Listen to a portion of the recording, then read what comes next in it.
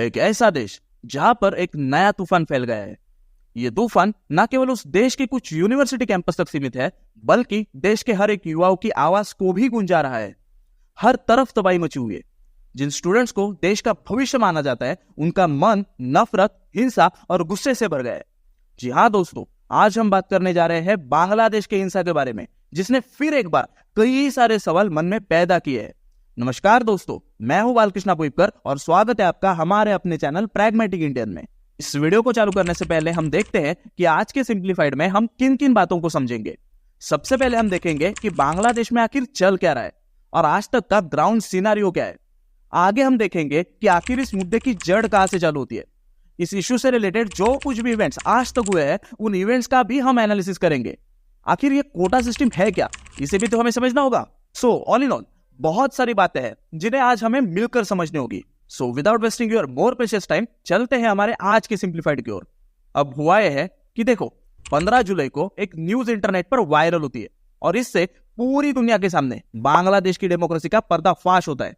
अब ये डेमोक्रेसी है या तानाशाही, वो तो आप ही इस वीडियो को पूरा देखने के बाद ही डिसाइड करना। तो न्यूज ये आती है कि Bangladesh students clash in job quota protest, at least 100 injured. अब ये न्यूज तो कुछ खास लगती है नहीं, क्योंकि प्रदर्शन, धरना आजकल सभी जगह कॉमन है। लेकिन जैसे जैसे प्रोटेस्ट आगे बढ़ता है, तब बहुत ही भयानक दृश्य सामने आते हैं। हजारों एंटी कोटा प्रोटेस्टर्स और प्राइम मिनिस्टर हसीना की आवामी लीग के स्टूडेंट विंग के मेंबर्स देश भर के कई सारी यूनिवर्सिटीज में पत्थरबाजी करते और लाठियां और रॉड जैसे हथियारों की मदद से एक दूसरे से लड़ाई करते। इस सब की शुरुआत होती है हाई कोर्ट के 5 जून के वर्डिक्ट के बाद, जब हाई कोर्ट ने बांग्लादेश सरकार के 4 अक्टूबर 2018 के सर्कुलर को अवैध घोषित किया। इस सर्कुलर में बांग्लादेश गवर्नमेंट जॉब्स में जो कोटा प्रणाली है, उसे रद्द किया गया था। लेकिन हाई कोर्ट ने इस निर्णय को नल एंड वॉइड डिक्लेयर किया। हम यहाँ पर बार बार कोटा सिस्टम की बात कर रहे हैं, लेकिन सबसे पहले ये कोटा एग्जैक्टली है क्या, ये तो हमें समझना होगा ना, नहीं तो ये मसला ही समझ नहीं आएगा। तो देखो, अगर हम बांग्लादेश के गवर्नमेंट जॉब्स के रिजर्वेशन को मोटा मोटी डिकोड करते हैं, तो मोर देन 50% रिजर्वेशन कुछ खास सेक्शन में डिस्ट्रीब्यूट किया गया है, जिसमें बांग्लादेश लिबरेशन वॉर के फ्रीडम फाइटर्स के डिसेंडेंट्स या युद्ध में जो महिलाएं विक्टिमाइज हुई थी, इसके अलावा अंडर रिप्रेजेंटेड डिस्ट्रिक्ट्स के लोग, ये सब सेक्शन शामिल है। अब इससे संबंधित जो भी डेटा है वो हम आगे जरूर समझेंगे, लेकिन सबसे पहले हम हाईकोर्ट के वर्डिक्ट के बाद जो बांग्लादेश में बवाल मच गया है, इसे शॉर्ट में देखते हैं। सो हाईकोर्ट ने बांग्लादेश गवर्नमेंट को 30% जॉब कोटा जो फ्रीडम फाइटर्स के डिसेंडेंट्स या वंशजों के लिए रिजर्व किया था, इस 30% कोटा को रिस्टोर करने का ऑर्डर दिया। यही वो पॉइंट है जहां पर प्रोटेस्ट की शुरुआत होती है।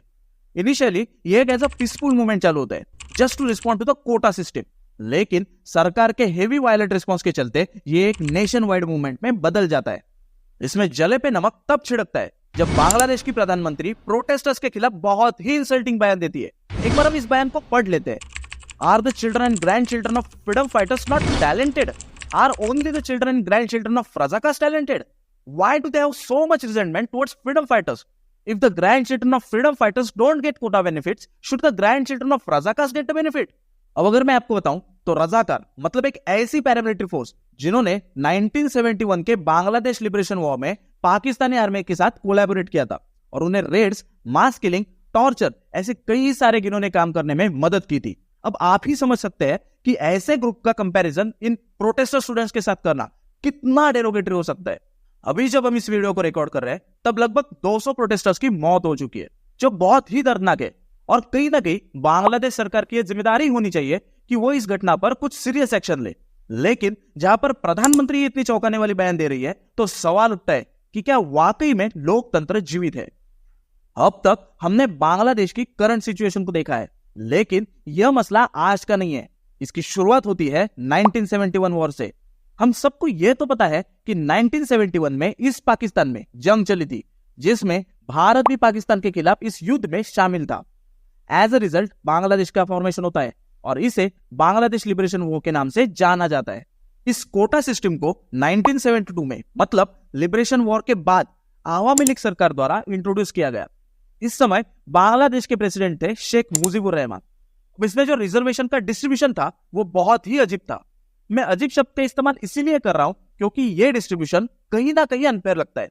एक बार हम डिस्ट्रीब्यूशन को देख लेते तो आपको भी पता चलेगा कि मैं ऐसा क्यों कह रहा हूं।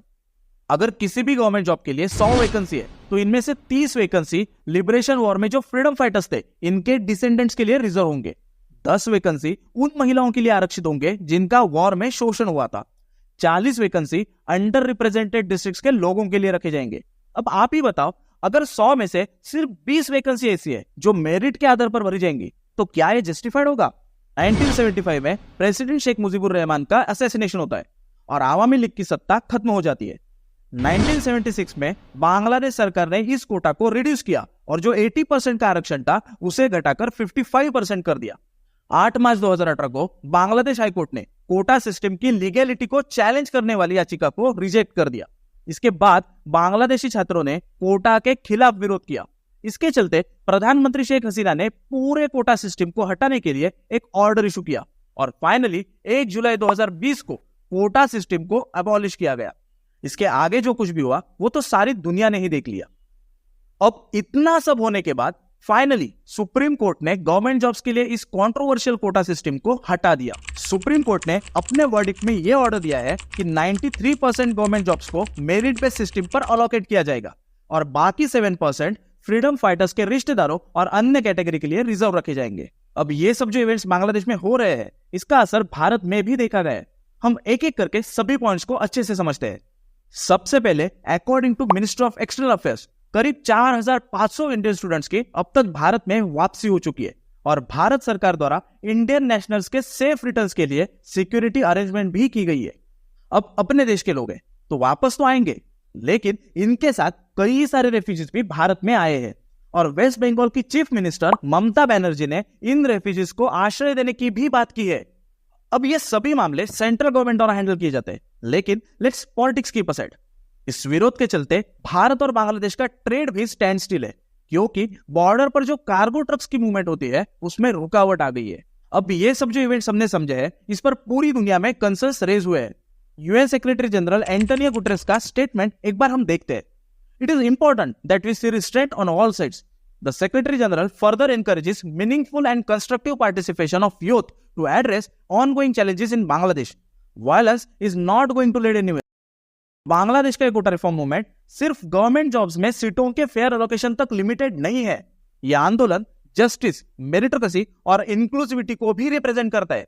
इस आंदोलन के दिल में उन अनगिनत यंग स्टूडेंट्स के एस्पिरेशंस है जिन्होंने अपने देश की प्रगति और समृद्धि में योगदान देने के लिए लंबे समय से चाहत रखी है। उनका संघर्ष केवल स्ट्रक्चरल इनइक्वालिटी के खिलाफ नहीं है, बल्कि एक ऐसी समाज की कल्पना है जहां पर हर व्यक्ति अपनी कैपेबिलिटी और एफर्ट्स की दम पर उभारने का मौका पा सके। Last but not the least, Bangladesh quota reform movement आशा और सहनशीलता की याद दिलाता है। इससे यह सिंबलाइज होता है कि कई सारे ऑब्स्टेकल्स के बावजूद भी सिर्फ यूनिटी के आधार पर न्याय हासिल किया जा सकता है। आप इस रिफॉर्म मूवमेंट पर क्या विचार रखते हैं कमेंट करके जरूर बताना और ऐसे ही इंटरेस्टिंग एनालिसिस को देखने के लिए हमारे चैनल को सब्सक्राइब करना ना भूलना। तो मिलते हैं अगले सिंप्लीफाइड में।